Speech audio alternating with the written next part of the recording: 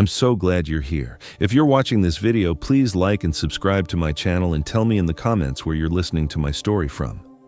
I want to know how far it's traveled. My name is Carlos Mendoza, and I'm 62 years old. What I'm about to tell you will change how you think about the people you don't see, the workers you walk past without noticing, the faces that blend into the background of your daily life. The day I walked into the FBI field office in downtown Chicago with 2 years of recorded conversations, 847 photographs of documents, and a detailed timeline of an $87 million securities fraud scheme, the lead agent looked at me with surprise. "Mr. Mendoza," Special Agent Jennifer Walsh said, reviewing the evidence I'd laid out on her conference table, "how did you obtain all of this?" "I'm the night janitor at Apex Financial Corporation," I replied in perfect English.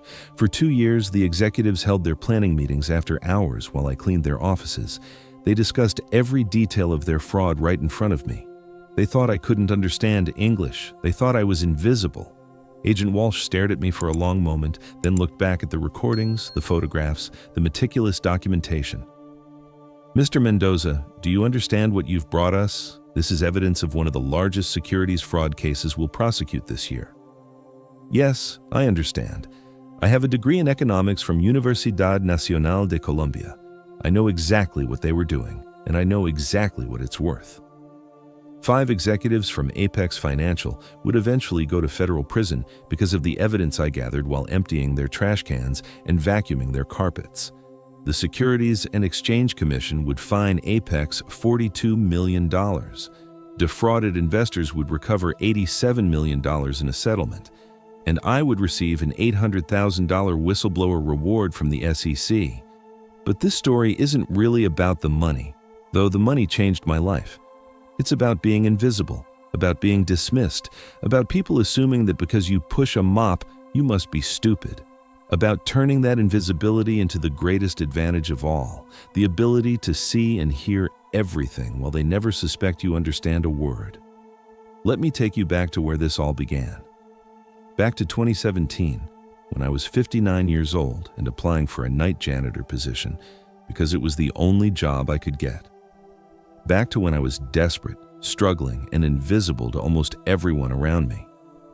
I came to the United States from Colombia in 1996 when I was 37 years old. I was fleeing, not from poverty. I had a good job, a comfortable life in Bogota. I was fleeing from violence, from the cartel wars that made everyday life a gamble with death, from the car bomb that killed 3 of my colleagues when it exploded outside our office building. In Colombia, I had been an economist. I graduated from Universidad Nacional de Colombia in 1982 with a degree in economics and international finance.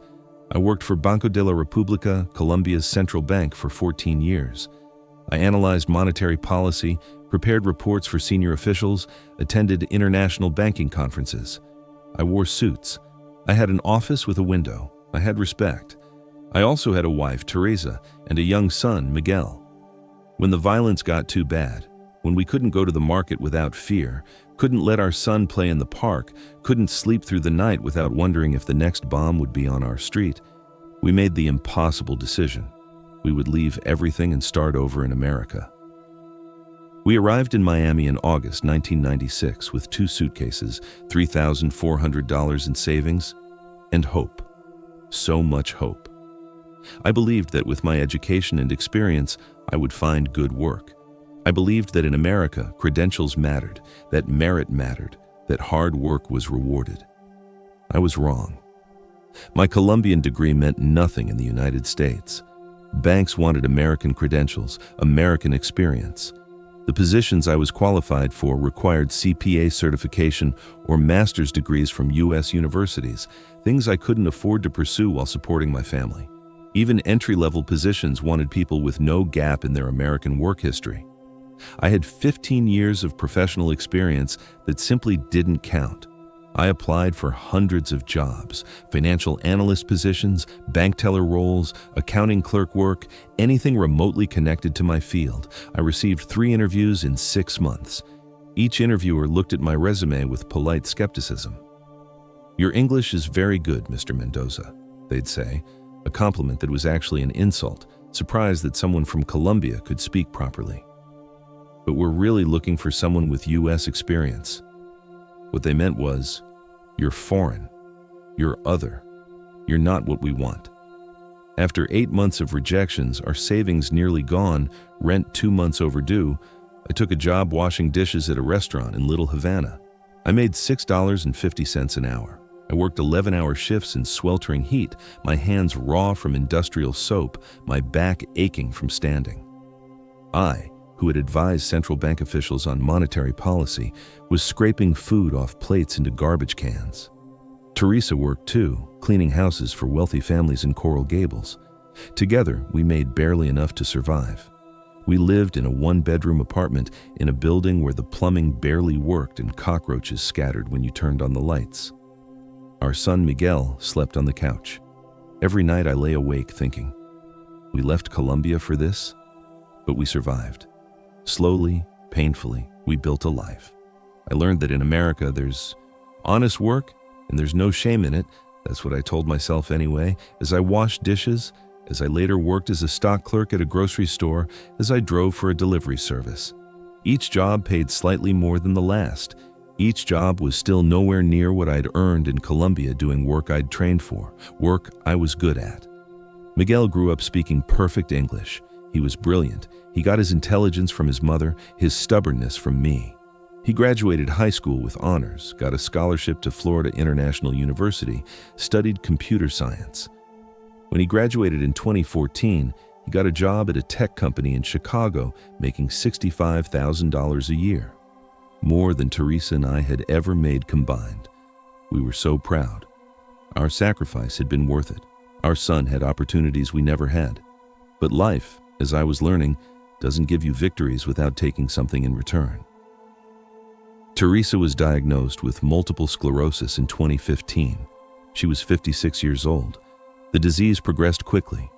Within a year, she needed a walker. Within 2 years, she was in a wheelchair. She couldn't clean houses anymore. She couldn't work at all. The medical bills were crushing. Even with Medicaid, there were copays, medications, adaptive equipment, home modifications. I was working as a janitor at a small office building in Miami, making $11 an hour. It wasn't enough. Miguel offered to help. Papa, move to Chicago. Live with me and Rosa. I can help with Mom's medical expenses. Rosa was Miguel's wife, a sweet Puerto Rican girl he'd met in college. They'd married in 2016 and were expecting their first child, our first grandchild, in early 2017. I didn't want to be a burden on my son, but Teresa needed care I couldn't afford. So in March 2017, we moved to Chicago. Miguel and Rosa had a 3-bedroom house in a working-class neighborhood on the south side. They gave us the master bedroom on the first floor, easier for Teresa's wheelchair. They took the smaller bedroom upstairs. Miguel insisted we didn't need to pay rent. Papa, you raised me. You sacrificed everything for me. Let me help you now. But I couldn't live off my son. I needed to contribute. I needed to work. At 59 years old, with a bad back and limited recent work history, my options were limited. I applied for night shift positions, security guard, warehouse worker, janitor. Night shifts paid slightly more and wouldn't interfere with caring for Teresa during the day. In May 2017, I was hired as a night janitor at Apex Financial Corporation, a private investment firm in downtown Chicago. The position was through a contracting company called Pinnacle Cleaning Services. I would work 10 p.m. to 6 a.m., 5 nights a week, cleaning the executive offices on the 17th floor of a glass tower overlooking Michigan Avenue. The pay was $13.50 an hour. After taxes, I'd take home about $450 per week. It was something. My supervisor at Pinnacle was a tired-looking woman named Sharon who'd been in the cleaning business for 30 years. She gave me my orientation in her cluttered office. The Apex account is important, she told me. They're particular about their offices. Everything has to be spotless. They work late sometimes, so you'll see executives still there when you arrive. Just work around them. Stay out of their way. Don't bother them. I understand. One more thing. They can be dismissive. Some of them treat cleaning staff like we're invisible. Don't take it personally. Just do your job and stay professional." I nodded. I'd spent 20 years in America being dismissed and ignored. I was used to it. My first night at Apex Financial Corporation, I arrived at 9:45 p.m. I signed in with building security, took the elevator to the 17th floor, and pushed my cleaning cart into a world I'd been shut out of for decades. The office was sleek, expensive, intimidating.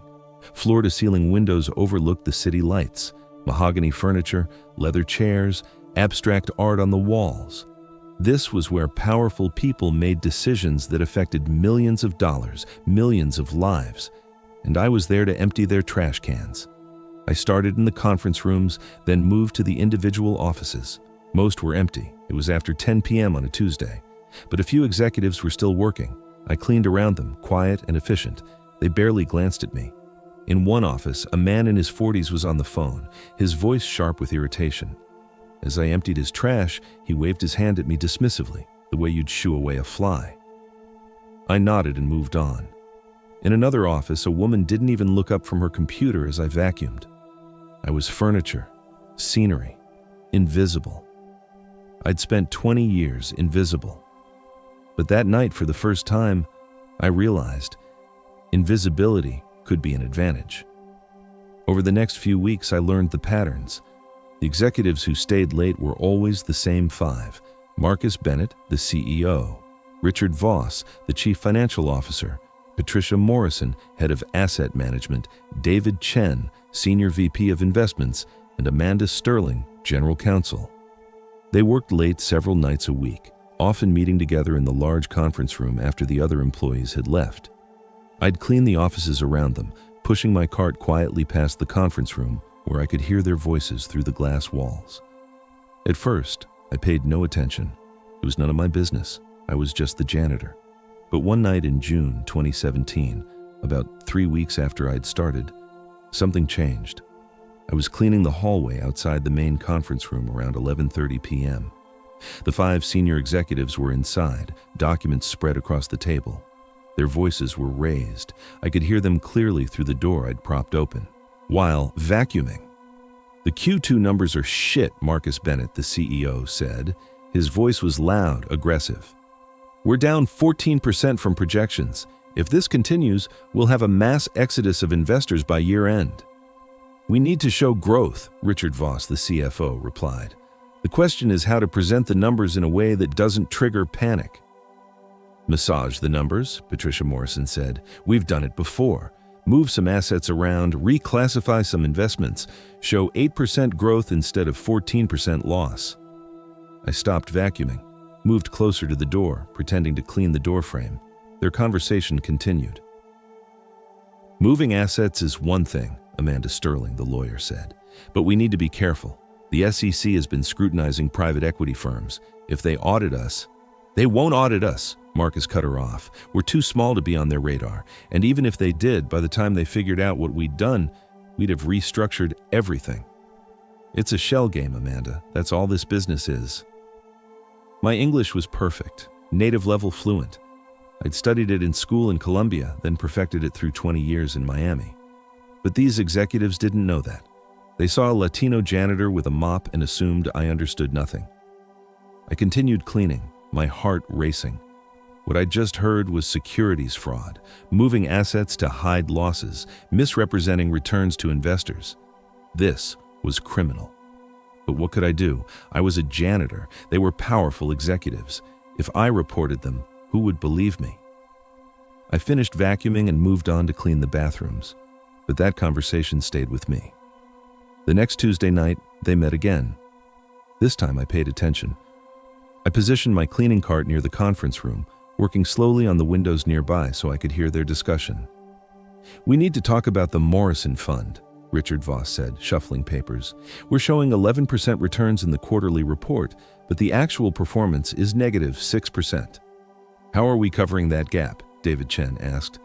"I moved $18 million from the Apex Growth Fund into Morrison temporarily. It shows as short-term gains on Morrison's books. After we issue the quarterly reports, I'll reverse the transfer and bury it in footnotes as portfolio rebalancing. Investors never read the footnotes. Patricia Morrison laughed. Brilliant. What about apex growth investors who'll notice the dip? I'll tell them it's market correction, temporary volatility. Most of our investors don't check their statements that carefully anyway. And the ones who do, I'll feed them some bullshit about sector rotation and buying opportunities. I moved my cart slightly closer, pretending to clean the doorframe. My hands were shaking, but I kept my movements steady, natural. The real problem, Marcus said, is the Chen Tech investment. We put $40 million into that startup last year. They just filed for bankruptcy. That's a total loss. We can't report a total loss, Amanda said, her voice sharp. That'll tank confidence in our tech portfolio. So we don't report it yet, David suggested. We keep it on the books at original valuation for another 2 quarters. By then, we'll have some wins to offset it. When we finally write it down, we spread the loss across multiple funds and multiple quarters. No single investor sees the full impact. That's fraud, Amanda said flatly. There was a pause. Then Marcus laughed. Amanda, we're all engaged in sophisticated fraud. That's what wealth management is. We're just more honest about it with each other than most firms are. I finished cleaning the windows and moved down the hall, my mind reeling. They weren't just discussing theoretical fraud. They were actively executing it, moving money between funds to hide losses, falsifying quarterly reports, deliberately deceiving investors, and they were doing it openly, casually, right in front of me, because they assumed I was too stupid to understand. Over the next few weeks, I heard more. Each Tuesday and Thursday night, the same 5 executives met after hours. Each time I positioned myself nearby, cleaning windows, emptying trash, vacuuming, always with a reason to be close enough to hear. I learned the full scope of their operation. Apex Financial Corporation managed approximately $2.1 billion in assets across 17 different investment funds. They had about 400 high net worth clients, individuals and family trusts, with at least $5 million to invest. The executives' fraud was sophisticated but not complicated. They would move money between funds to create the appearance of gains where there were actually losses. They'd use complex accounting tricks to hide poor performance. They'd delay reporting losses until they could offset them with gains elsewhere.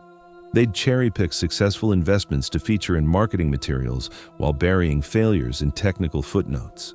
One night in late June, I overheard them discussing specific numbers.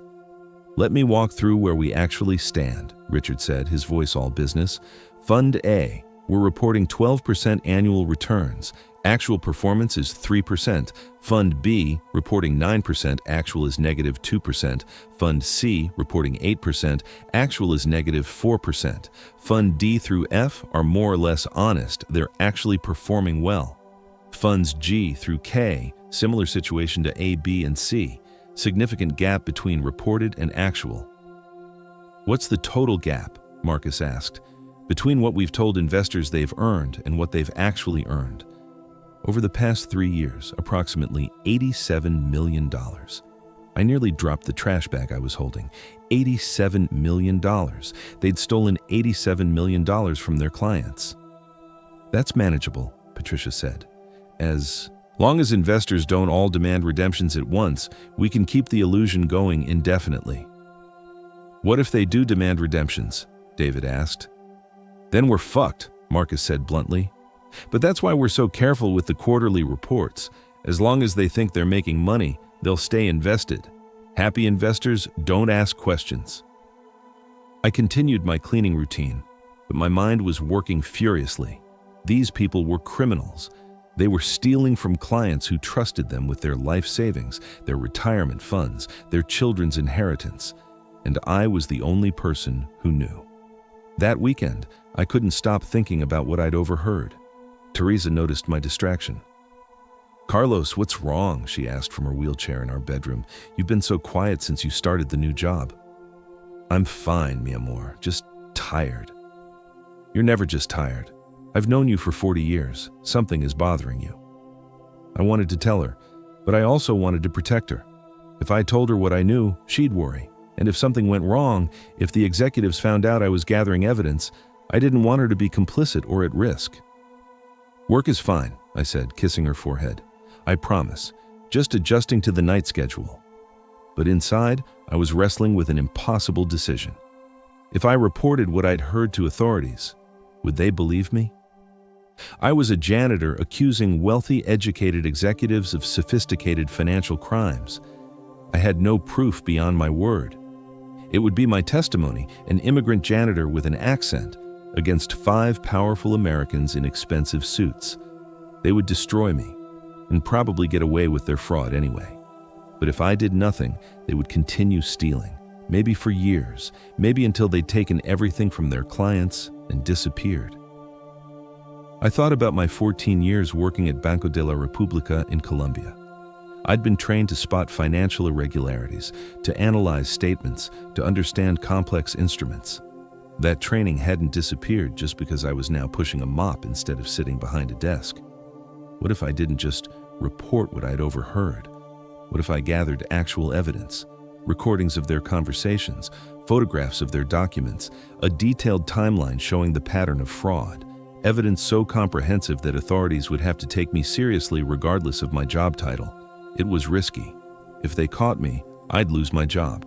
Maybe face legal trouble myself for recording without consent, though Illinois was a one-party consent state for recordings. As long as I was present when they were speaking, it was legal for me to record. But if I succeeded, I could stop them. I could get justice for the 400 investors they were defrauding. I could prove that the janitor understood everything. On Monday morning, I went to an electronics store and bought a better phone than my old one. A smartphone with a high-quality microphone and camera. I paid $180, money I couldn't really afford, but I needed equipment that could capture clear audio and photograph documents. That Tuesday night, I arrived at work with my new phone fully charged. I placed it in my cleaning cart, positioning it so the microphone faced outward. I went about my normal routine, cleaning offices, but I left the voice recorder app running. At 11:15 p.m., the 5 executives gathered in the conference room as usual. I cleaned the hallway nearby, my phone in my cart, recording everything. That night, they discussed the upcoming quarterly reports. They went through each fund, discussing how to present the numbers optimally, their word for deceptively. Morrison Fund lost $4.2 million in Q2, Richard said. But if we move $6 million from Sterling Fund and book it as short-term capital gains, we can show Morrison with positive 5% growth. Do it, Marcus said. What about Sterling investors? Sterling is still net positive, so a $6 million outflow just reduces their gain from 14% to 8%. That's still solid performance. No one will complain about 8%. When do we reverse the transfer? I'll start reversing it in Q3, gradually, buried in routine rebalancing transactions. By Q4, it'll be back where it belongs. The entire conversation was captured on my phone. Clear audio, specific numbers, explicit discussion of fraud. When I got home that morning at 6:30 a.m., I immediately transferred the recording to a thumb drive and labeled it June 27, 2017, Discussion of Fund Manipulation. I hid the thumb drive in a locked box under my bed. I had my first piece of evidence. Over the next 3 months, from June through September 2017, I recorded 17 meetings. Each Tuesday and Thursday night, the same 5 executives, the same conference room, the same open discussions of their fraud. Some recordings were explosive. In one meeting, they discussed fabricating documentation for an investment that had failed completely. The Chentech bankruptcy is going to come out eventually, David said. We need a paper trail showing we did proper due diligence before investing. I can create that, Amanda replied. Backdated memos, risk assessments, board meeting minutes. I'll make it look like we thoroughly vetted the investment and it was just bad luck. That's falsifying corporate records, Richard pointed out. It's covering our asses, Amanda shot back. If investors sue us over Chentech, we need to show we weren't negligent. This gives us plausible deniability. Marcus approved it. Do it. Make sure the dates look right. And Amanda, keep those documents off the main server, in your personal files only. In another meeting, they discussed an investor who was asking uncomfortable questions. Thomas Brennan has been emailing me daily. About his fund performance, Patricia said. He's comparing our reported returns to market benchmarks and the numbers don't match. He's getting suspicious. "How much does Brennan have with us?" Marcus asked. $12 million across 3 funds. "That's not enough to matter. Tell him if he doesn't like our performance, he's welcome to redeem his investment. But make it clear that if he starts making accusations, we'll bury him in legal action. Defamation, tortious interference. Our lawyers will tie him up for years." So we're threatening him? We're making clear that baseless accusations have consequences. There's a difference. They were willing to destroy anyone who questioned them. The casual cruelty in Marcus's voice sent chills through me. But recordings weren't enough. I needed documents, hard evidence showing what they were actually doing, not just what they said they were doing. So I started photographing. After the executives left their late-night meetings, usually around midnight or 1 a.m., I would clean their individual offices. They left documents scattered on their desks, filed in unlocked drawers, printed and discarded in trash cans. They were confident that the night janitor couldn't understand complex financial statements even if he looked at them. They were wrong. I photographed everything relevant, investment performance reports showing actual returns versus reported returns, internal memos discussing how to recharacterize losses, emails between executives coordinating their false narratives, spreadsheets showing money moving between funds with notes like temporary transfer for Q2 optics and reverse in Q3, bury in footnotes. I was meticulous. I'd photograph a document, then place it back exactly where I found it. I wore my cleaning gloves always, so I left no fingerprints. I worked quickly but carefully. If anyone had been watching security footage, they would have seen only a janitor doing his job, emptying trash, dusting desks, occasionally pausing to adjust his card or check his phone. What they wouldn't have seen was that each pause was me photographing evidence of fraud. By October 2017, I had 4 months of recordings and 286 photographs.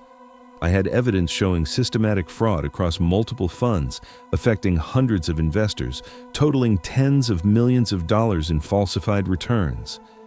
But I still wasn't ready to go to authorities. I needed more. I needed to show this wasn't just a temporary problem or a few bad decisions. I needed to prove this was an ongoing criminal enterprise. So I kept gathering evidence through late 2017 and into 2018. In November 2017, they held a particularly revealing meeting. They were preparing for their annual investor conference where they would present the year's performance to clients. "The conference is our biggest credibility builder," Marcus said. "We need to absolutely nail the presentation. Confident, optimistic. Show them we're growing their wealth." "What are the actual numbers for the year?" Patricia asked. Richard consulted his laptop. "Across all funds, actual average return is 1.4%. We're reporting weighted average of 9.6%. "That's a significant gap," David noted. "It's manageable," Richard replied. "The beauty of having 17 different funds is that we can mix and match numbers. One fund's real gain covers another fund's fictional gain. As long as investors only look at their own fund performance, they'll never see the full picture." "What about the sophisticated investors?" Amanda asked.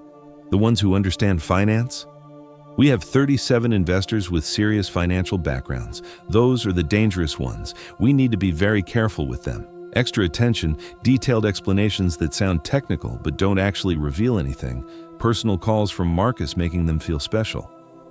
"It's all about confidence," Marcus said. "If we project absolute confidence, they believe us. Doubt is contagious, but so is certainty. We sell certainty." I recorded every word, and the next day, I photographed the actual presentation slides before they were shown to investors, slides that bore no resemblance to the real performance data I'd photographed from their internal systems. The evidence kept mounting. By March 2018, I had 8 months of recordings and 512 photographs. I had built a comprehensive timeline showing how they moved money between funds to create false appearances of gain, how they delayed reporting losses until they could offset them elsewhere, how they falsified documentation to cover their tracks, how they intimidated investors who asked questions, how they coordinated their lies across all 5 executives. I had evidence of crimes dating back to at least 2015, based on documents I'd photographed that referenced continuing our Q2 practices from previous years. The total fraud was at least $87 million, possibly more. But I was terrified. The more evidence I gathered, the more I realized how powerful and ruthless these people were. They had expensive lawyers, they had political connections, they had resources I couldn't imagine. If I reported them and failed, if somehow the case fell apart or they were acquitted, they would know someone had betrayed them. They would figure out it was me, and they would destroy me. I needed to be absolutely certain my evidence was ironclad before I made a move.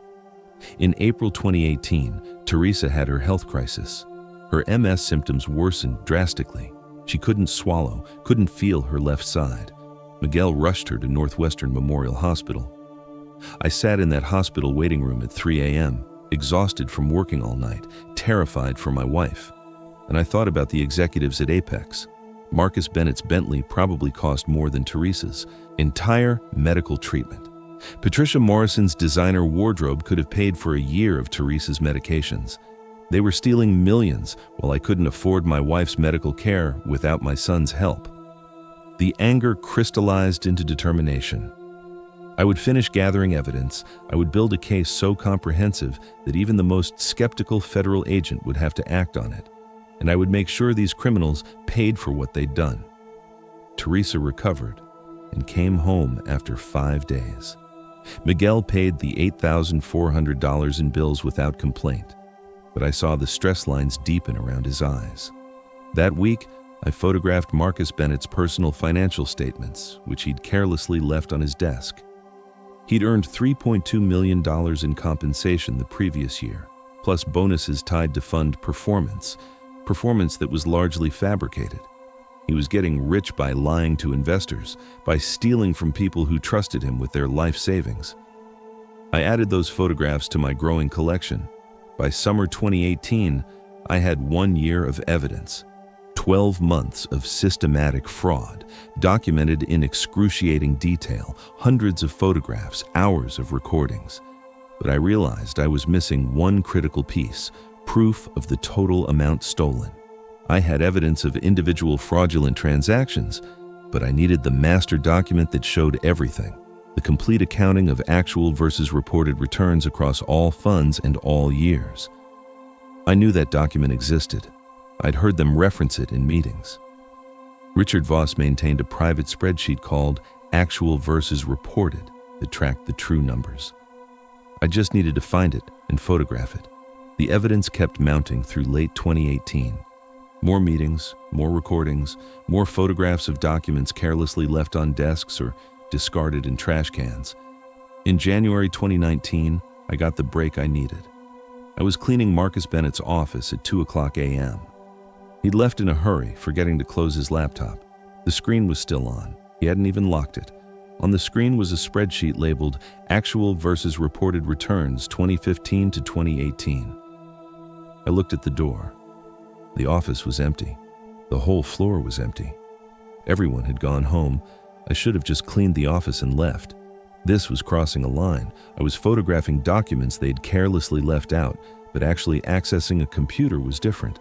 But this was the evidence I needed, the master file showing everything. I pulled out my phone and photographed the screen. Then I clicked to the next tab, and the next. 12 tabs total, each showing detailed accounting of falsified returns, hidden losses, misallocated assets. The total fraud, $87.3 million over 4 years.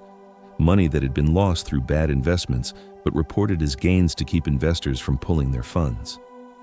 Photographed every screen, my hands shaking, aware that I was now unquestionably breaking rules myself.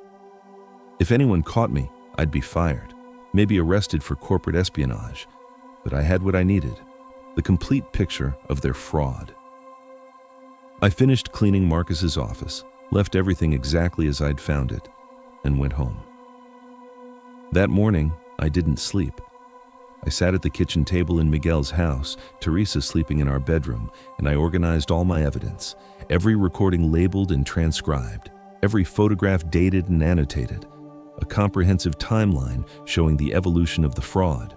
I'd spent 21 months gathering this evidence, 21 months of being invisible, dismissed, underestimated, 21 months of letting them think I was just the stupid janitor who understood nothing. Now I was ready. but I had a problem. I didn't know who to trust with this information. If I went to local police, would they understand securities fraud? If I went to Apex management, were they complicit? If I reported to the wrong person, the evidence could disappear and I could be fired, or worse. I needed to go directly to federal authorities, the Securities and Exchange Commission, the FBI. In February 2019, I called the SEC's whistleblower hotline. I spoke to an intake specialist, explaining in general terms that I had evidence of securities fraud at a Chicago investment firm. "Sir, we receive thousands of tips," the woman said, her voice polite but skeptical. "Can you be more specific about the nature of the alleged fraud?" "I have recordings of executives discussing how they falsify quarterly reports to investors. I have photographs of internal documents showing they've misrepresented returns by $87 million over 4 years. I have a timeline showing systematic fraud." There was a pause. "Sir, what's your position at this company?" "I'm the night janitor." Another pause, longer this time. The janitor." I could hear the skepticism in her voice. Here was a janitor calling to report complex securities fraud. It probably sounded absurd. "I have a degree in economics from Universidad Nacional de Colombia," I said firmly. "I worked for 14 years at Colombia's central bank as an economist. I understand exactly what I'm looking at. These executives commit fraud openly because they assume I don't understand English. They're wrong." The woman's tone changed slightly. "Mr. Mendoza, I'm going to transfer you to a senior investigator. Please hold." 5 minutes later, I was speaking with Special Agent Jennifer Walsh from the FBI's Financial Crimes Unit. She asked me to come to their offices the following week. On February 19, 2019, I took a personal day from work, the first personal day I'd taken in 21 months, and went to the FBI field office in downtown Chicago. I brought my thumb drive, my phone with recordings, and my detailed written timeline. Agent Walsh met me in a secure conference room. She was about 45, sharp-eyed, professional. She had the bearing of someone who'd seen every kind of fraud and was skeptical of everything. I laid out my evidence on the table: the thumb drive with photographs, the recordings, the timeline, the spreadsheet showing $87.3 million in falsified returns. "Mr. Mendoza, walk me through this," she said. I spent 3 hours explaining everything: my background, my position at Apex, how I'd gathered the evidence, what the recordings showed, what the documents proved. Agent Walsh listened carefully, occasionally asking questions. As I talked, I watched her expression change from skepticism to interest to something that looked like suppressed excitement. When I finished, she leaned back in her chair. "Mr. Mendoza, do you understand what you've brought me?" "Yes, evidence of securities fraud. This is one of the most comprehensive evidence packages I've ever seen from a whistleblower. You've essentially built our entire case for us. The recordings alone are gold. These people documented their own crimes in their own words. The photographs verify everything. The timeline shows systematic, intentional fraud over years." "So you believe me?" "Mr. Mendoza, I would believe you based on this evidence, even if you were..." She paused, choosing her words carefully. "Even if you were someone without your educational background, this evidence speaks for itself." "What happens now?" "Now I bring this to the white-collar crime unit. We'll start a formal investigation. We'll get subpoenas for Apex's internal records. We'll build a case. But Mr. Mendoza, and this is important, you cannot tell anyone about this. Not your family, not your friends, no one at Apex. You need to keep working there as if nothing has changed. Can you do that?" "Yes." "These investigations take time, months, possibly more than a year. You'll need to be patient, and there's a possibility they'll figure out that someone has been gathering evidence. If they do, if you feel unsafe, you call me immediately. Do you understand?" She gave me her direct phone number. I put it in my phone as Jennifer, no last name, just in case anyone saw it.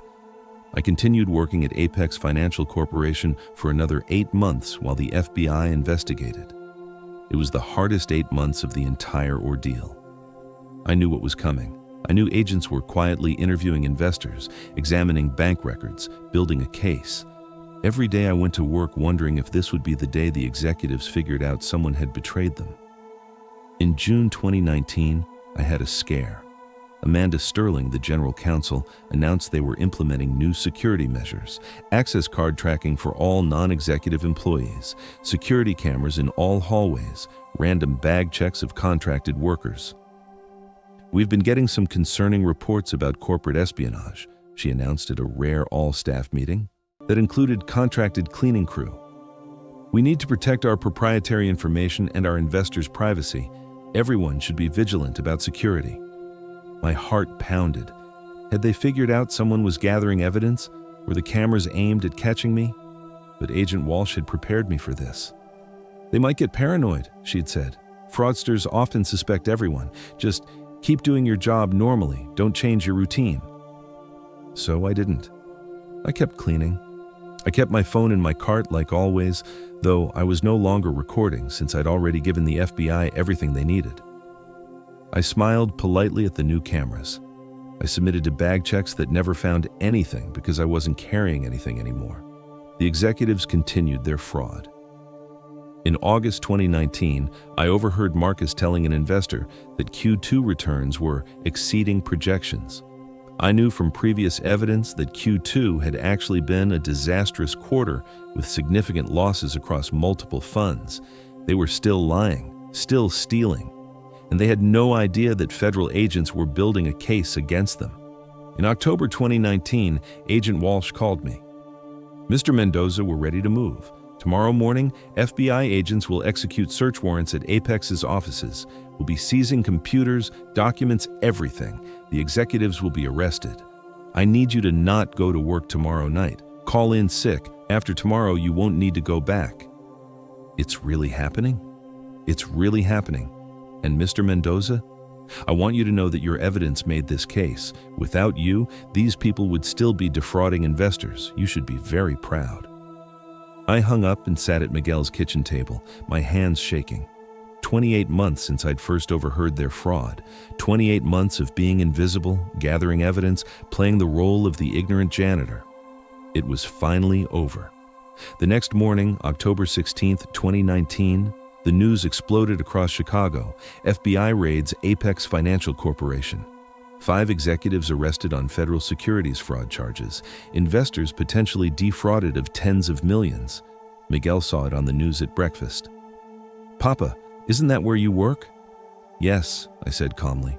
"Were you there when it happened?" "No, I called in sick today, not feeling well." I didn't tell him the truth. Not yet.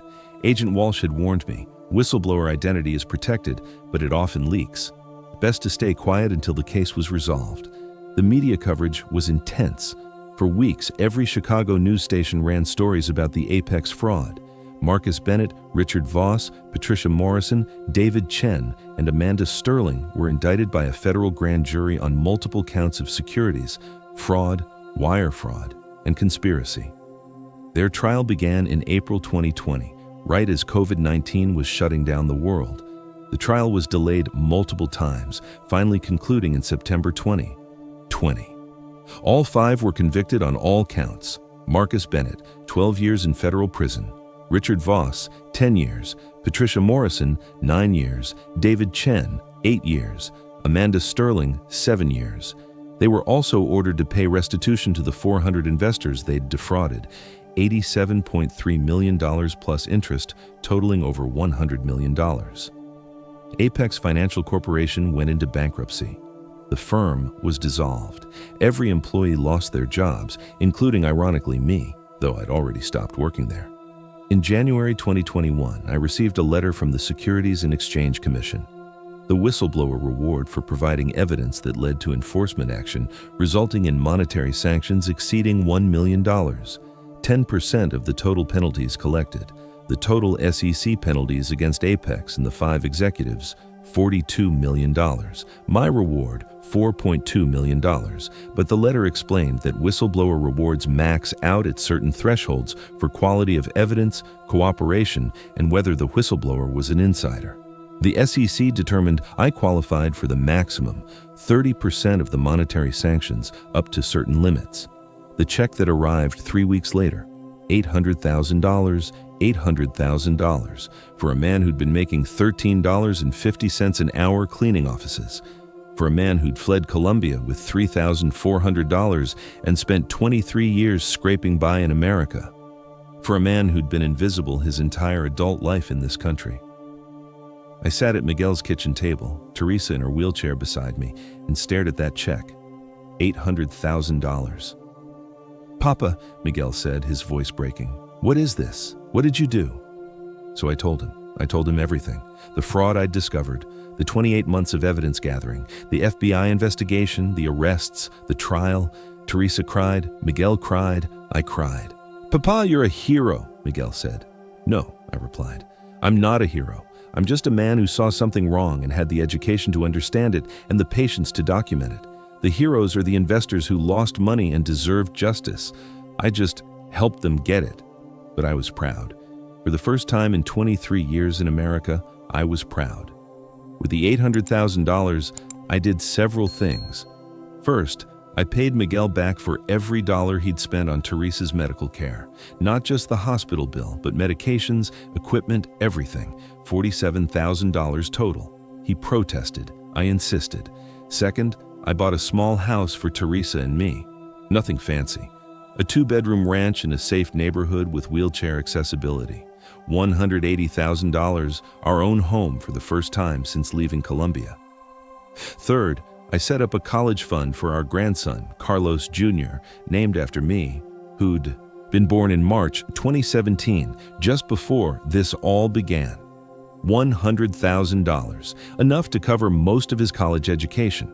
Fourth, I donated $50,000 to a scholarship fund for immigrant students studying economics at community colleges.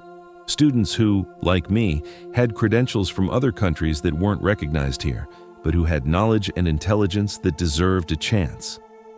The rest, about $420,000, I put in conservative investments, enough to live on modestly for the rest of our lives, enough to cover Teresa's medical expenses without being a burden on Miguel. For the first time in 23 years, I didn't have to work. I could focus on being Teresa's caregiver. I could spend time with my grandson. I could breathe. But the story didn't end there. In March 2021, I received a call from a lawyer named David Park. He specialized in representing whistleblowers and wanted to talk about my case. "Mr. Mendoza," he said during our first meeting, "your case is remarkable, not just because of what you did, but because of how you did it. You're an educated professional who was dismissed and underestimated because of prejudice. You turned that prejudice into an advantage. Your story needs to be told." "Why?" I asked. "The case is over. Justice was served. Because there are thousands of people like you. Educated immigrants whose credentials aren't recognized, workers who are treated as invisible, people who are underestimated because of their accent, their job title, their appearance. Your story shows that being overlooked can be a strength, that intelligence doesn't depend on your position, that the janitor might understand more than the CEO." David wanted to help me write a book about my experience. He also wanted to connect me with advocacy groups working on immigrant credential recognition and whistleblower protections. I thought about it for several weeks.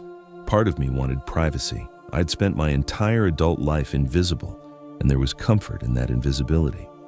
But another part of me remembered all the years of being dismissed, all the times people assumed I was stupid because I pushed a mop. If my story could help change how people think about workers they overlook, if it could encourage other whistleblowers to come forward, if it could show immigrants that their education and intelligence matter even when America doesn't recognize their credentials, then maybe it was worth telling. So I said yes. Over the next year, I gave interviews. I spoke at conferences about financial fraud and whistleblower protections. I talked to immigrant advocacy groups about credential recognition. I shared my story with labor organizations fighting for service workers' rights. The response was overwhelming.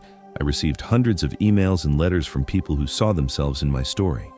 Immigrants with professional degrees working in restaurants and warehouses. Janitors and cleaners who witnessed wrongdoing but didn't know how to report it. People who'd been made to feel invisible their entire lives. One letter came from a woman named Maria, a housekeeper for a wealthy family in Connecticut. She had a degree in chemistry from a university in El Salvador, but couldn't find work in her field in the U.S. She'd overheard her employer discussing tax fraud, millions hidden in offshore accounts. She didn't know what to do. I called her.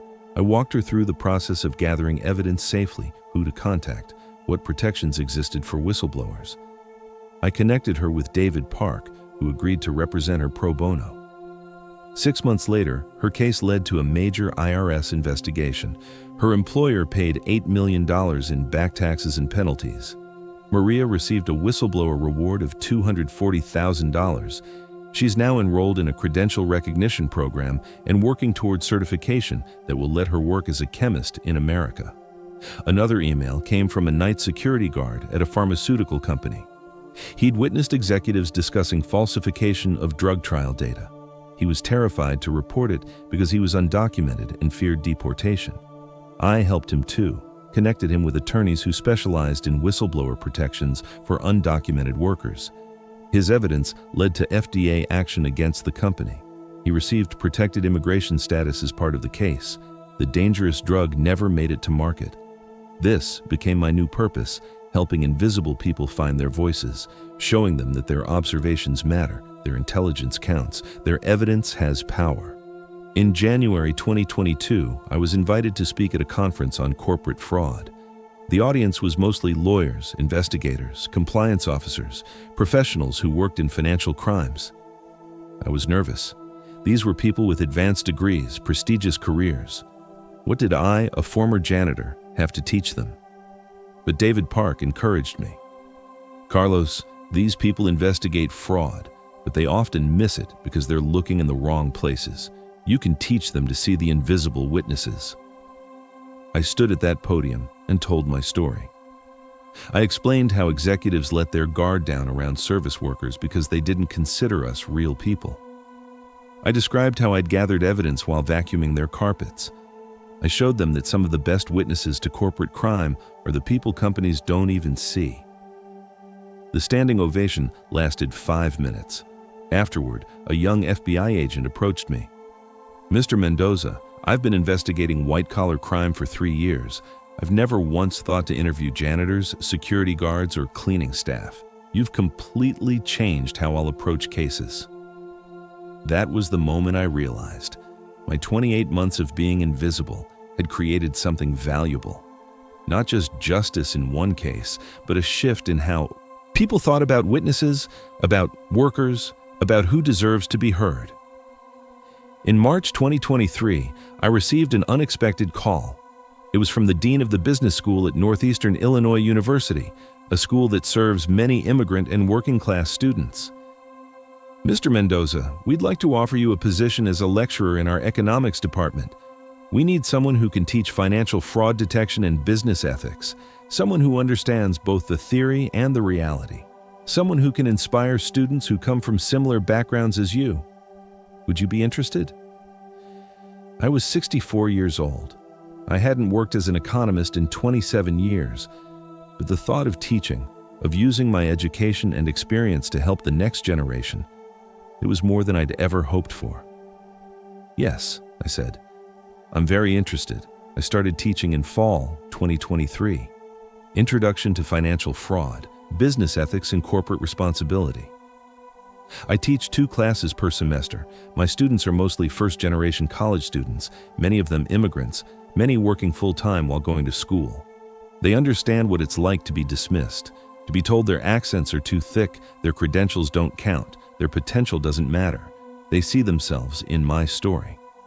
I tell them, the executives at Apex thought I was just a janitor. They were right, I was a janitor, but I was also an economist. I was also an immigrant who'd worked at a central bank. I was also a man who understood every word they said and every document they left on their desks. Never let anyone convince you that your current job defines your intelligence or your worth. My students leave my classes understanding that fraud happens in plain sight, that the best witnesses are often the invisible ones, that intelligence and education can come from unexpected places. Last month, one of my students, a young woman from Guatemala who works nights as a hotel housekeeper while studying accounting, came to my office hours. Professor Mendoza, I think I've witnessed fraud at the hotel where I work. The owners are skimming cash receipts to avoid taxes. I've seen them do it for months, but I'm afraid to report it because I'm afraid of losing my job. I helped her, walked her through the evidence-gathering process, connected her with authorities, assured her that whistleblower protections would shield her from retaliation. Her case is ongoing, but she's no longer afraid. She understands her power. Today, I'm 62 years old. I live in a modest house with my wife Teresa, who's still fighting MS but doing better with newer treatments we can now afford. I teach part-time at a university. I consult with attorneys and investigators about fraud cases. I speak at conferences about whistleblower protections and immigrant rights. I'm not wealthy by American standards. After all our expenses and donations, the whistleblower reward is largely gone. But I'm secure, I'm respected, I'm visible. The irony isn't lost on me. I spent 23 years trying desperately to be seen, to have my education and experience recognized, to be valued for my intelligence. I failed at that for decades. But when I accepted invisibility, when I embraced being overlooked and underestimated, that's when I became most powerful. Marcus Bennett, Richard Voss, Patricia Morrison, David Chen, and Amanda Sterling are all in federal prison. They'll spend the next decade behind bars, their careers destroyed, their reputations ruined. Meanwhile, I'm teaching the next generation of economists and accountants to recognize fraud, to value integrity, to understand that crime often happens in plain sight. The 5 executives stole $87 million from investors over 4 years. They thought they were smart enough to get away with it. They were wrong. Not because federal regulators caught them. The SEC hadn't even been investigating Apex. They were wrong because they made one fatal mistake. They assumed the janitor was invisible. I wasn't invisible. I was just invisible to them. There's a lesson in that. About prejudice, about assumptions, about who we overlook in our daily lives. The person cleaning your office might have a doctorate. The woman serving your coffee might be a brilliant engineer whose credentials aren't recognized here. The security guard might speak 4 languages. The construction worker might have been a professor in his home country. We are everywhere. We are watching. We are listening. We understand far more than you think. And sometimes, we're gathering evidence. 6 months ago, I received a letter from one of the investors who'd been defrauded by Apex. His name was James Martinez. He'd lost $230,000, his entire retirement savings, to their scheme. Mr. Mendoza, he wrote, I want you to know that because of you, I recovered my investment. Because of you, those criminals are in prison. Because of you, I can retire with dignity instead of spending my final years in poverty. You saved my life. Thank you. I keep that letter on my desk at the university, where I see it every day when I teach. That's why I did it. Not for the money, though the money changed my life. Not for recognition, though the recognition has opened doors. I did it because fraud is theft, and theft is wrong, and someone had to stop it. I did it because I had the education to understand what I was seeing and the patience to document it properly. I did it because I could, and I did it because for 23 years I'd been made to feel like my Colombian education didn't matter, like my 14 years as an economist were worthless, like I had nothing to contribute except physical labor. Those executives proved everyone wrong. They proved that my education did matter, that I did understand complex finance, that I could make a real difference. They just proved it by going to prison because of evidence I gathered while mopping their floors. If you're watching this and you're someone people overlook because of your job, your accent, your immigration status, your age, your appearance, I want you to know something. You are not invisible. You are seen. You matter. Your intelligence, your observations, your knowledge, they all have value. If you witness wrongdoing at work, document it carefully, protect yourself, seek legal advice, but don't stay silent because you think no one will believe you. Don't assume that because you clean offices or serve food or drive trucks, your voice doesn't count. The powerful count on the powerless staying silent. They count on us believing we're too small, too foreign, too uneducated to challenge them. They're wrong. The janitor brought down 5 executives and a corrupt financial firm. Never forget that. Did you like my story? Which city are you listening from? Let's meet in the comments. If this story touched you, please consider supporting immigrant rights organizations or whistleblower protection groups in your area. If you witness fraud or wrongdoing at your workplace, know that there are protections for whistleblowers. Document everything carefully. Seek legal counsel. Your voice matters. For more life stories like this, please like and subscribe to my channel. There are many other stories waiting for you, stories of courage, survival, and justice. Until next time.